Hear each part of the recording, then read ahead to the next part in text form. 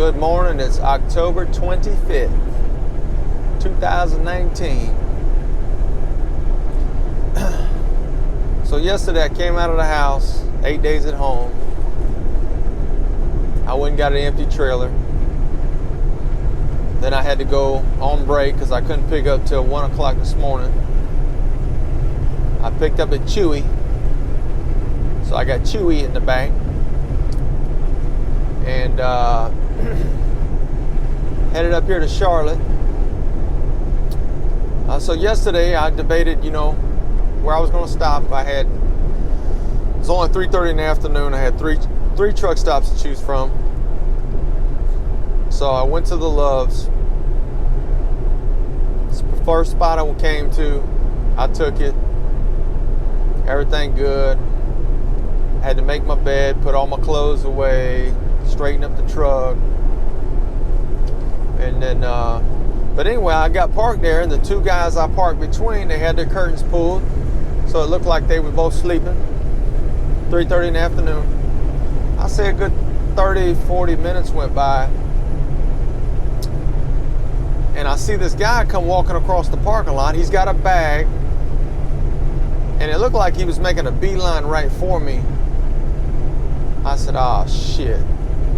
It's either a panhandler or somebody wanting something. So I was watching him. I was sitting in the driver's seat here. And so he cuts between my driver's side door and the passenger door of the truck next to me. He looks at the truck. He looks at my truck. And then he walks around to the front of that truck, which now he's on the driver's side of that truck, and he's looking over to me. And he looked like he said something, so I rolled the window down. He came back over. He says, "You hit my truck." I said, "No, I didn't." He said, "You hit my truck." I said, "No." He said, "See the red paint on my mirror right there?"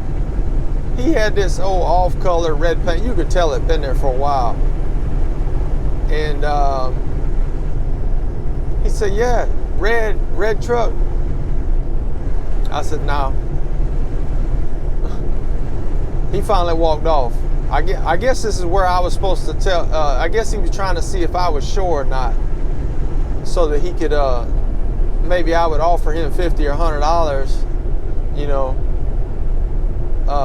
and make him go away. I was like, no. Now, if he would have kept pressing it, my next thing I would have said to him was, if I hit your mirror, the mirror wouldn't be on the truck. Believe that.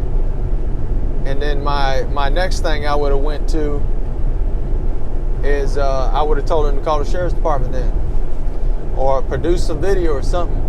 Because then he says he seen me hit it. After he said it twice, and I said, "No, I didn't hit your truck."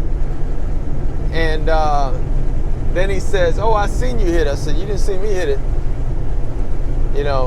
With confidence, I know exactly where I was at. If I run back the whole trailer and you think that the actual truck itself I'm gonna hit his mirror with, no, not even close. He had old ragged ass Freightliner. I got a 2020.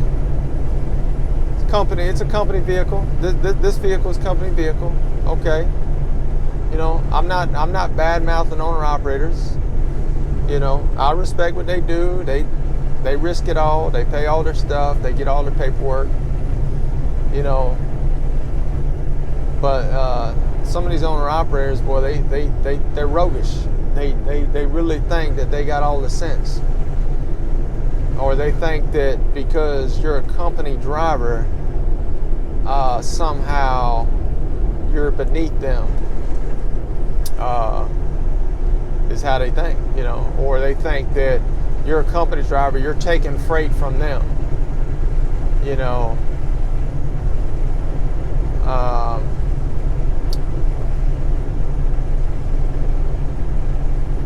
For some of y'all thinking about getting in a truck and in there, don't get discouraged out here. When things like this happen, You know, most of these truck drivers out here just trying to take care of themselves, take care of their family.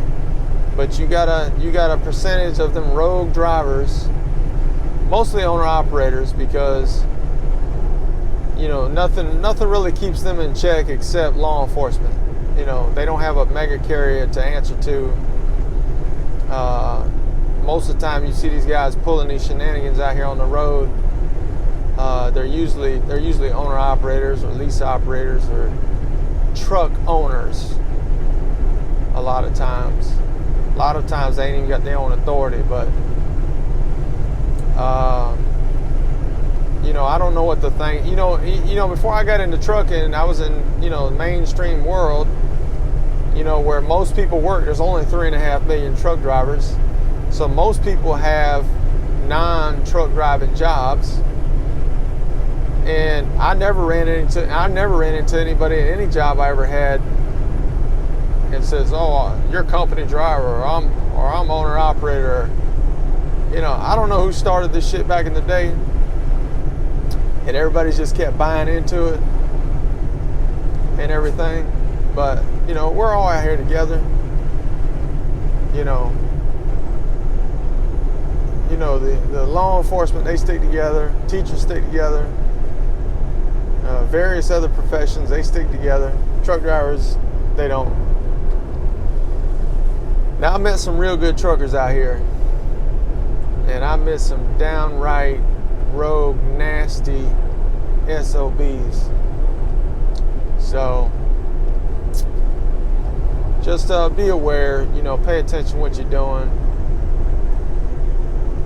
You know, be confident in what you do. You do the same job they do. Maybe they make more money, maybe they don't. You know, I don't know. You know, a lot of them count that entire number that they get at the end of the year, but that's not their take home. You know, they got expenses. You know, so hey, my hat goes off to any owner operator that takes the risk, you know, puts in the work, saves his money, gets all of his paperwork. So don't misunderstand. I'm not digging at owner operators. I'm digging at that small rogue percentage that think they're above everybody else. So that's what's going on. We're headed up here to Charlotte. We're gonna drop this load, and then we're gonna get on break. We got to pick up at midnight tonight. We're headed up to Connecticut, and it is what it is, man. You know, I don't necessarily like the Northeast, but I'm a truck driver. I don't necessarily like running at night. I'm a truck driver. It is what it is. So, but yeah, one final note, especially these guys with these raggedy trucks. Hey, if I want one, believe me, I got the money in the bank. I can go get one. But I don't want a headache. I don't want a truck that I'm going to have to, you know, get towed in and pay out $1,000 and fix this and fix that. Maybe if I was local, but OTR, nah. I don't think so. And this guy right here, he's been doing 62. I pass him. Now he's at 73. I don't know what the hell they do, man. Just put the gas pedal down and maintain your speed. That's it. Put it on cruise. I don't know what the deal is. Now I did have to go up a little bit of a hill there. Back it down a little bit.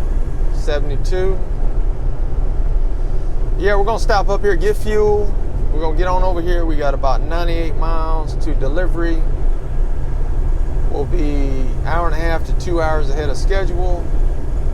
We're gonna go on break right outside the gate. We're gonna get we're picking up the same place we're dropping off at tonight. So I'm gonna camp out outside the gate and pick up tonight. And we won't make it to Connecticut tomorrow. It'll be Sunday. But what I might do is I might sit on the load till about 3 o'clock Sunday morning, because I got till midnight the 27th. So I'll probably just sit on it a little bit longer, put myself back on the day shift, and then drop it up there in Connecticut. And then I don't know what I'm going to get from there. It's anybody's guess.